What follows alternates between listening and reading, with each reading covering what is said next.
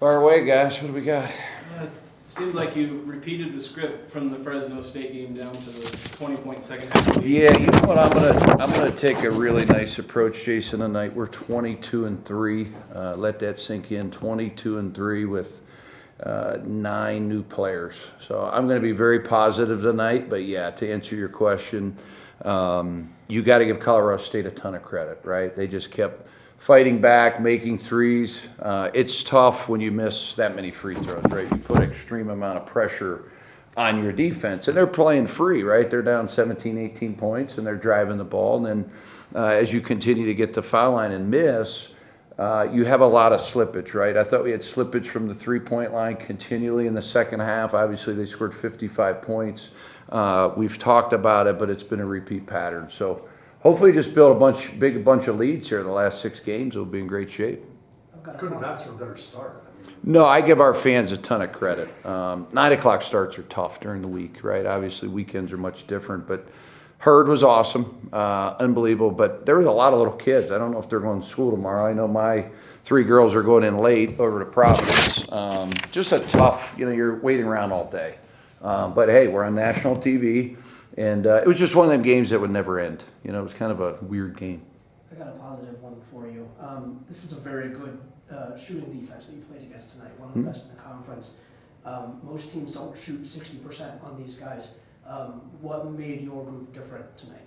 Well, the ball had energy, the ball had power, and when you make shots, the things you draw up look really good. But we try to put them in some unique spots. I thought our game plan offensively was really good. I thought Albin was awesome. I'm really happy for him when he gets behind the defense. I'm really happy for Mason.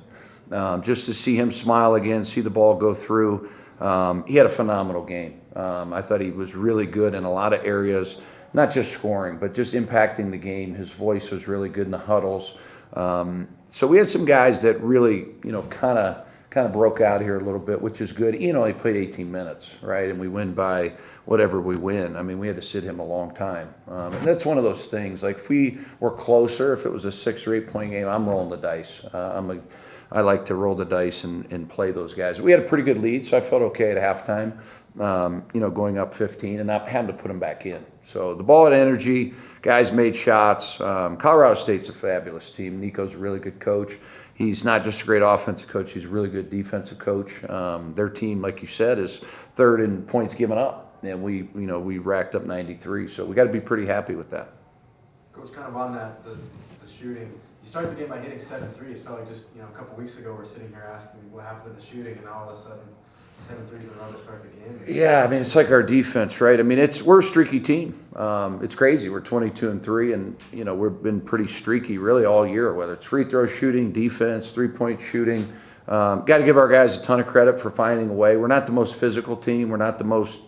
We're not the biggest team. We actually might be one of the smallest teams in the Mountain West, to be honest with you. We start a 6'4" guy, and we play 4 guards, right? So I was really pleased with our physicality to match them on the glass. Was really good. But yeah, if we can make 7 out of 7, we'll be in great shape. How much did that 8-0 start? I think you had an 8-0 lead before they even took a shot. Just how devastating you feel like that was to them, where you guys were up and before they even really got going? Yeah, I mean, we talked. We had a really good guest speaker that runs our collective, Nick Elison. I thought he was phenomenal. It was one of the best speakers we've had all year. We've had a ton of people talk to our team from former players, and it was really about attitude, right? And I think we have played a little tight, especially in the spectrum. We've got a lot of new guys playing in here for the first time.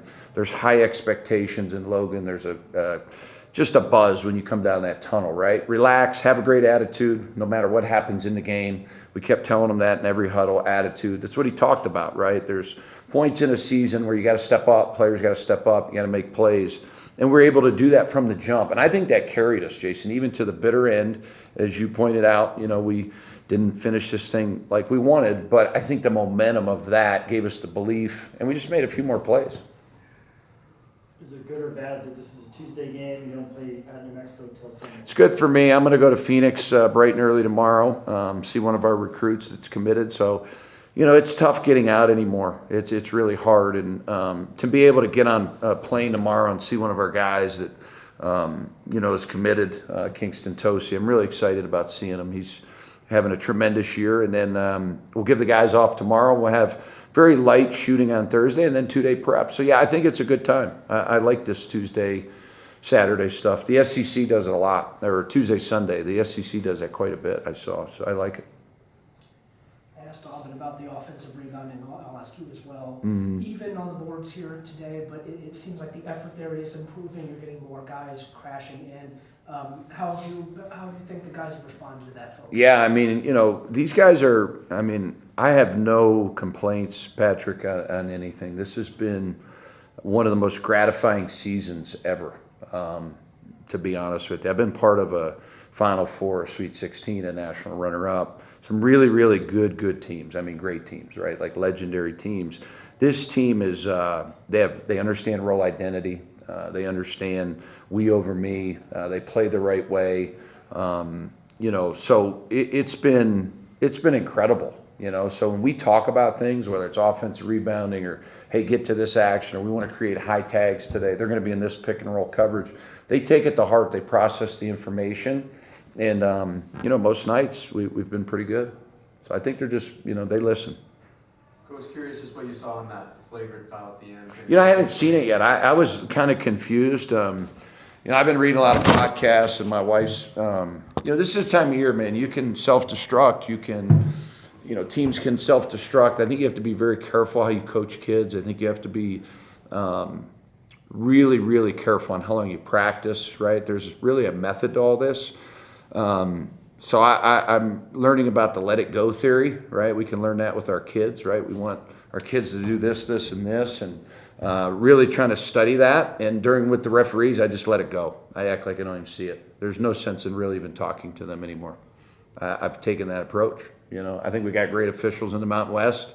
After the one incident, I said, what if I would have reacted like a madman? But I've never done that. But I don't think you get anywhere by screaming and yelling at officials. I'm not that guy.